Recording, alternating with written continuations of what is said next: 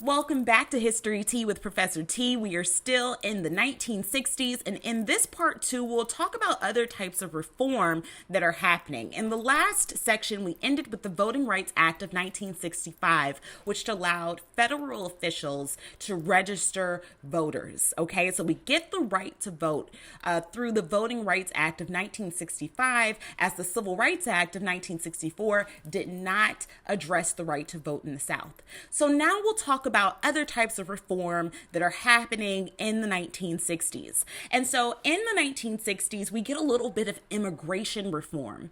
So if we go back many chapters, there was a quota put on certain nationalities. There was a national quota put on certain nationalities of how many could come over to the United States. Now, the Immigration and Nationalization Act, or the Hart-Celler Act, as it is always also called, abandoned the national origins quota system for immigration. It established racially neutral criteria for immigration, and it also established its first limit on newcomers coming from the Western Hemisphere.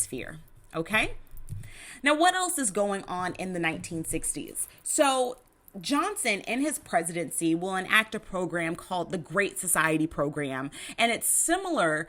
I don't want to say it's similar to Roosevelt's New Deal, but it was like Johnson's version of a New Deal type of project, the Great Society Program, which will go from 1965 to 1967.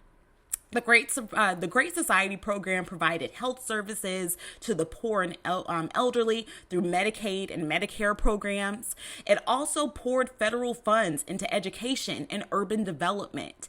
It's with the Great Society Program that we'll see the creation of the Department of Transportation, the Department of Housing and Urban Development, as well as the Equal Employment Opportunity Commission. It's also in the Great Society Program, the centerpiece, we'll say, of the Great Society Program was the War on Poverty. In 1962, Michael Harrington writes a book called The Other America, where he says that there are about 40 to 50 million Americans living in poverty.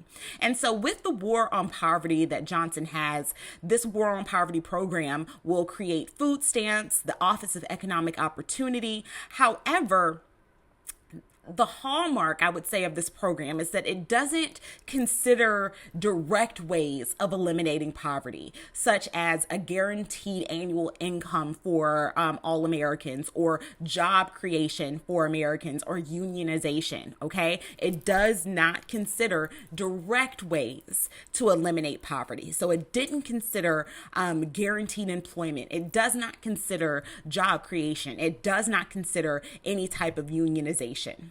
Okay, now we'll switch. We'll switch over a little bit, and we'll go to the changing Black movement. So we've talked a lot about Martin Luther King. We've talked about SNCC. We've talked about CORE that launches the Freedom Rides. We talked about the Mississippi Freedom Democratic Party, and all of these organizations, SNCC, CORE, the SCLC, they're all, I would say, organizations that promote nonviolent protests, nonviolent civil disobedience. However, in the 1960s, we start to see that the movement begins to evolve. The Black movement evolves. A lot of these different movements begin to evolve. We start to see uprisings in America's ghettos. So, for example, in 1964 in Harlem, there was an uprising between the residents of Harlem, and Harlem is a Black neighborhood in New York, a Black borough of New York. We start to see these uprisings in ghettos. So in Harlem, there is a uprising between the Black residents and the predominantly white police force. In 1965, we see the Watts riots, which you have the residents of the neighborhood are protesting against police brutality. A lot of these ghetto uprisings that we see happening in the North are a culmination, really are the culmination of years and years of police brutality, okay? And they're seeing a lot that is impacting their communities. Black unemployment is twice that of the white community. Black income is half that of the white community. So they're seeing issues in their community and they're trying to think of different ways to fix it. And so we start to see different wings of the civil rights movement. We start to see people who will follow individuals such as Malcolm X. Malcolm X was born Malcolm Little in 1925, and he is thought of as being the intellectual father of Black Power. No, he did not create the slogan Black Power, but he is seen as the intellectual father of Black Power. Malcolm X started his life as a hustler, and when he goes to jail, he ends up converting to the Nation of Islam in jail. And through his involvement with the Nation of Islam, he becomes someone who has many followers. And Malcolm X believes that Black people must control their own political resources.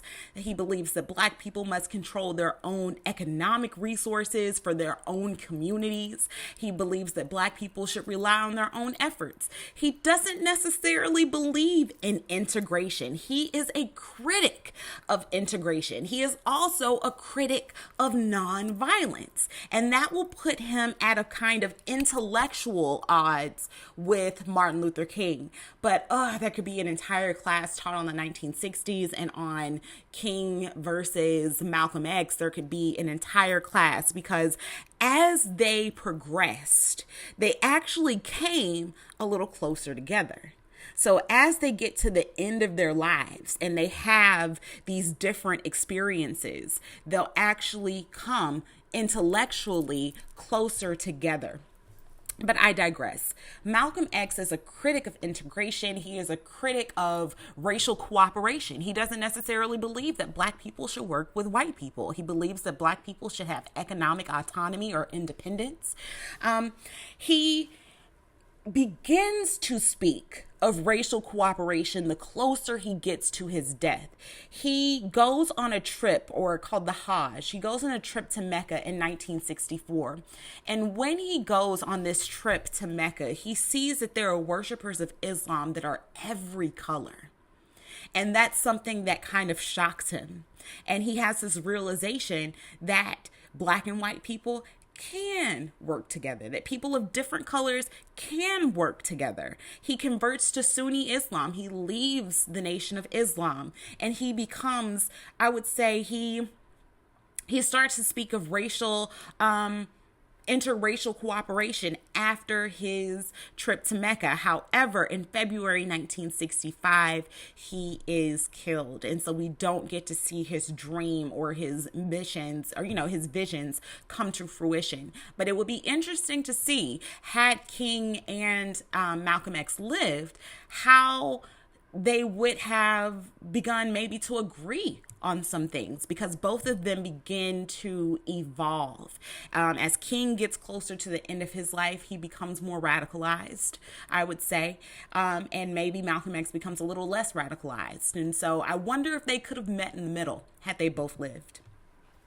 It's during this time that we also see the rise of the Black Power movement, of the fist in the air. We see people who start to wear dashikis. You start to see people who wear their hair in afros. Black Power was a slogan that was coined by Stokely Carmichael in 1966, and it reflected the radicalization of young civil rights activists. They begin to show racial pride, and they reject white norms. So you see a return to African dress. You start to see a return to wearing afros and things such as this to show that they are rejecting white norms. You see the rise of organizations such as the Black Panther Party for self-defense.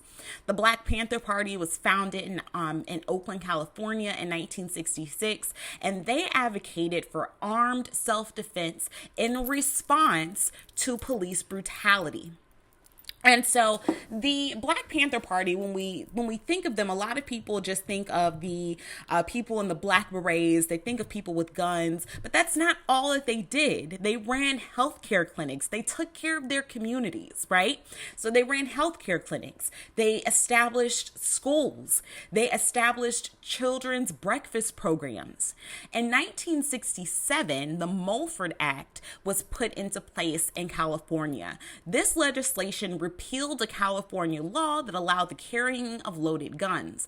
Now, prior to this, in California, you could carry a loaded gun. However, when the Black Panthers began to carry loaded guns, they had to repeal this law. So that is the Mulford Act. And the Mulford Act was put into place in really direct opposition to the Black Panthers because they carried loaded guns. And so they said, they have loaded guns. We have to say no. We have to stop this. Now, Black people are not the only ones who are experiencing a rights revolution at this time. You see Latino activism. You see a movement that will emphasize pride in a Mexican past and a new Chicano culture in the 1960s. And this struggle is really closely linked to labor struggles. And we'll see individuals such as Cesar Chavez who will rise up through the ranks of the civil rights movement. Chavez was a son of migrant farm workers. He was a disciple of Martin Luther King, so he will believe in nonviolent protest. In 1962, he founded the National Farm Workers Association, and he'll lead a series of nonviolent protests to pressure growers to agree to labor contracts with the United Farm Workers Union. So we see that. We also see college students who will begin to protest at this time. We see organizations such as the Students for a Democratic Society, or SDS, which was founded in 1962.